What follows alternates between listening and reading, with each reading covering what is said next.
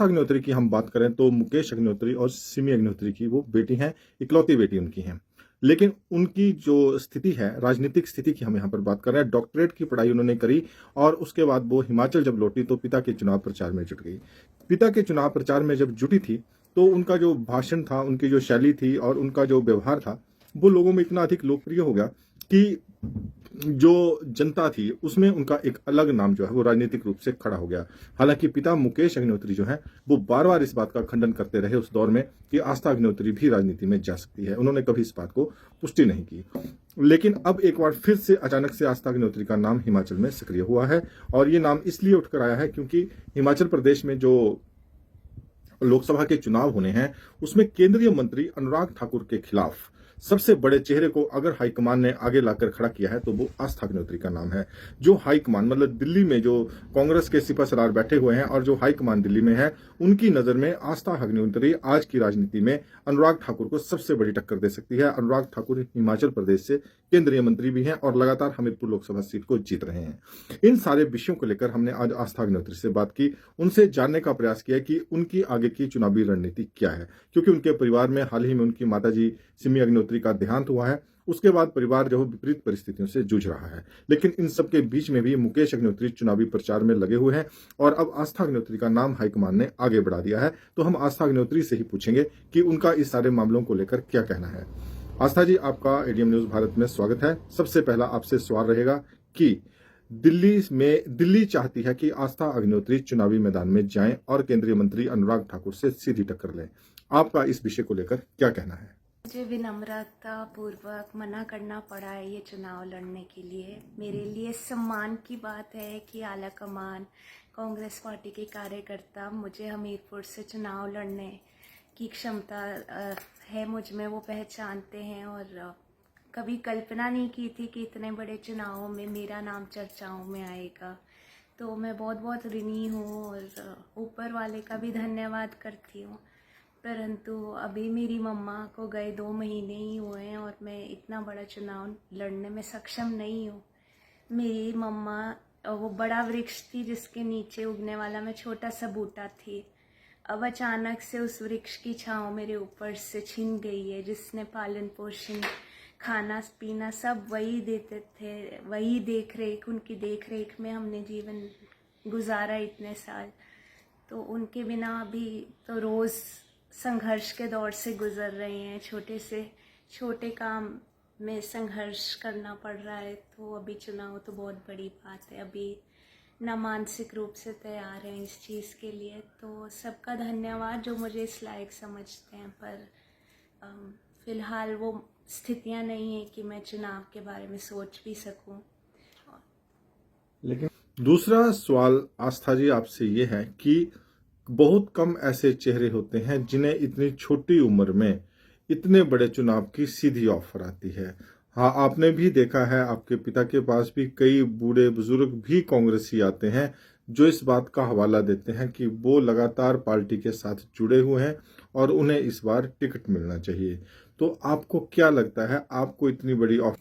जी, ये तो जिसकी माँ नहीं है और अचानक से छिन गई हो, वही मेरी मनोस्थिति समझ सकता है कि मैं किन हालातों से गुजर रही हूँ।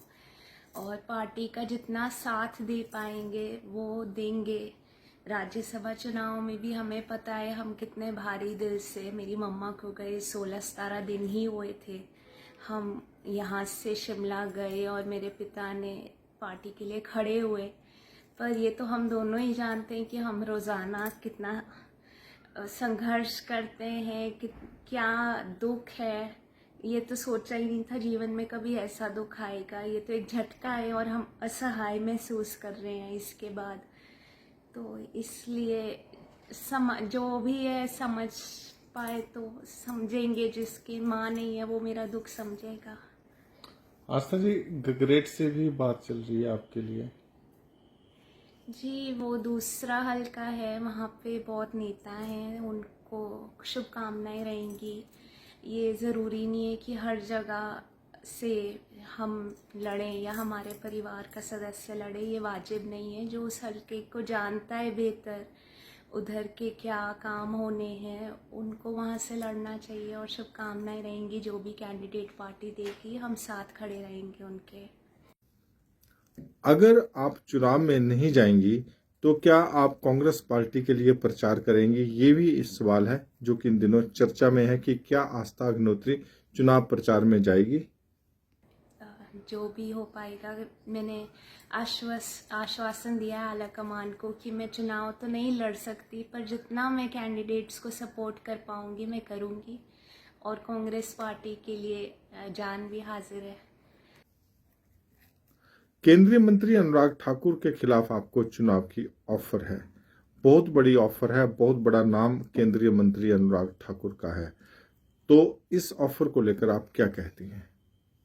कभी कल्पना नहीं की थी, और इस बात की खुशी होनी चाहिए थी मुझे।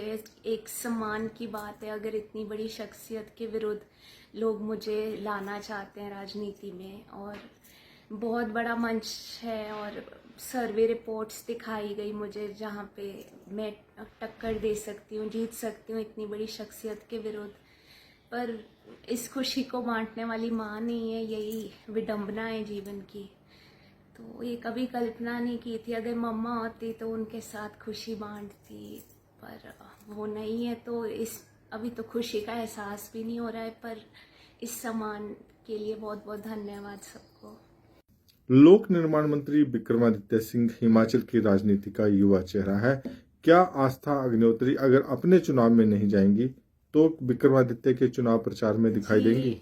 अगर जाना हुआ तो ज़रूर, और वो एक मेरिटोरियस कैंडिडेट कांग्रेस पार्टी ने उतारा है। हमने देखा है कि उन्होंने लगातार काम किया है, मंत्री के रूप में भी मेहनत करते आए हैं, और इतने बड़े घर के बेटे राजा साहब तो सबके आदर्श थे, और सबको बहुत लगाव था राजा साहब से, तो उनको बेस्ट विशेस रहेंगी, शुभकामनाएं रहेंगी। और चुनाव प्रचार में जाएंगे उनके लिए? अगर हालात बने तो ज़रूर जी। और वैसे कांग्रेस अगर प्रचार के लिए बोलेगी, क्योंकि आपको लेकर एक धारणा तो बन चुकी है हिमाचल में कि आस्था अग्निहोत्री एक राजनीति का भविष्य का नाम है महिलाओं में, तो अगली भविष्य की पॉलिटिक्स के बारे में क्या कहेंगे? जी, मैं तो पढ़ रही थी, और शिक्षा ही मुझे लगा था कि मेरी खुशियों के दरवाजे शिक्षा के क्षेत्र से ही आएंगे। मैंने अभी पीएचडी की, उसके बाद विश्व न्यायालय में ट्रेनिंग लेके आई अभी नेदरलैंड से। तो ये राजनीति तो मेरा कल्पना नहीं की थी, बड़े होते हुए भी कभी ख्वाहिश नहीं रखी थी कि राजनीति में आए, इतनी शोहरत मिलेगी, लोग इतना मान सम्मान देंगे। तो ऊपर वाले को धन्यवाद करते हैं, और अभी भी मुझे ऐसा लगता है जो परिस्थितियां बनी हैं, चाहे लोकसभा में नाम चल रहा है, विधानसभा में चल रहा है, चर्चाओं में नाम चल रहा है, ये मेरी मम्मा का आशीर्वाद है, मेरे पिता की तपस्या का फल है। अगर मैं कोई साधारण लड़की होती, चाहे मैं भाषण देने की क्षमता भी रखती, तो इस लेवल पे मेरे चर्चे नहीं होते। तो ये तो मेरे पिता की जो राजनीतिक तपस्या है, मेरी माँ का जो त्याग और समर्पण है, उसी का फल है, और माँ बाप के कर्मों का फल बच्चों को मिलता है। ये एक साक्षात उदाहरण है मेरे ख्याल से। आस्था जी, एक सवाल और है कि जिस तरह से अभी हाल ही में आपने देखा कि 9 लोग जो है वो कांग्रेस छोड़कर चले गए भाजपा में, तो भविष्य में जो राजनीति है उसका क्या प्रारूप आप देखती हैं? जी, मैं एंटी डिफेक्शन लॉ, क्योंकि कानून की पढ़ाई की है, मेरा हमेशा से मानना था कि इसको और स्ट्रिक्ट करने की आवश्यकता है, क्योंकि आप देखिए सरकारें हर जगह टूटती रहती हैं, और खर्चा चुनावों का तो आम जनता के ही पैसे जो खर्चा है वहीं से जा रहा है ना। तो चुनावों का बोझ या तो प्रदेश उसका बोझ झेल ले, देश उसका बोझ झेल ले, या वही पैसा कहीं डेवलपमेंट में लग जाए, प्रदेश देश को आगे ले जाने में लग जाए। तो इसको कहीं ना कहीं सख्त बनाने की ज़रूरत है। और चाहे हिमाचल में तो कोलेशन होता ही नहीं है, पर जहाँ कोलेशन चुनाव से पहले पार्टियां करती हैं, उनको सख्त होना चाहिए प्रोविज़न कि वो 5 साल उस कोलेशन में सरकार चलाएं, और ऐसा नहीं होना चाहिए कि कोलेशन टूट गया, नई सरकार बन गई। क्योंकि 5 साल का अगर संविधान निर्माताओं ने समय एक सरकार को दिया था, तो एक सोच विचार करके दिया था कि 5 साल एक सरकार काम करेगी, और 5 साल एक सरकार कोई भी कार्य करती है उसे चाहिए प्रोजेक्ट्स को पूरा करने के लिए, और 5 साल बाद जनता के बीच जाए और चुनाव लड़े। तो कहीं ना कहीं राजनीति का स्तर गिर रहा है, जैसे दल बदलू राजनीति हो रही है। ये होनी नहीं चाहिए, ये आदर्शों की राजनीति होनी चाहिए। अगर राजनीति का स्तर नीचे गिरेगा तो कहीं ना कहीं नुकसान तो हमारा ही है, प्रदेश का है, देश का है, आम जनता का है, गरीब का है। जी आस्था जी, थैंक यू। तो दोस्तों, ये थी आस्था अग्निहोत्री, जिन्होंने पूरी स्पष्टता से अपनी बात को रखा और कांग्रेस हाईकमान का धन्यवाद किया कि हाईकमान ने उन्हें इतना उपयुक्त समझा है कि वो हिमाचल प्रदेश से केंद्रीय मंत्री अनुराग ठाकुर के खिलाफ चुनाव लड़ने में सक्षम है। उन्होंने भी इस बात की पुष्टि की है, लेकिन पारिवारिक हालातों का उन्होंने यहाँ पर चर्चा की और कहा कि इस समय हमारी मानसिक स्थिति ऐसी नहीं है कि हम लोग चुनाव लड़ सकें, हम सिर्फ प्रचार कर सकते हैं। लेकिन इसके साथ आस्था ने राजनीतिक परिपक्वता का भी एक उदाहरण पेश किया, जब उन्होंने कहा कि वो जो है वो गगरेट हल्के से चुनाव में नहीं जाना चाहती हैं। उन्होंने बहुत बड़ी बात छोटी उम्र में कही है कि गगरेट में वहां पर स्थानीय नेता भी हैं जो कि लंबे समय से पार्टी के साथ जुड़े हुए हैं और अपनी टिकट का इंतजार कर रहे हैं। इसलिए उन्होंने कहा कि वो तो ये चाहती हैं कि गगरेट में हाईकमान बढ़िया किसी लोकल नेता को, कांग्रेसी नेता को टिकट दे और वो उसका चुनाव प्रचार करने वहां पर जाएं। तो ये आस्था अग्निहोत्री थी। आपको उनका इंटरव्यू कैसा लगा, जरूर अपने कमेंट बॉक्स में हमें बताइएगा। नमस्कार।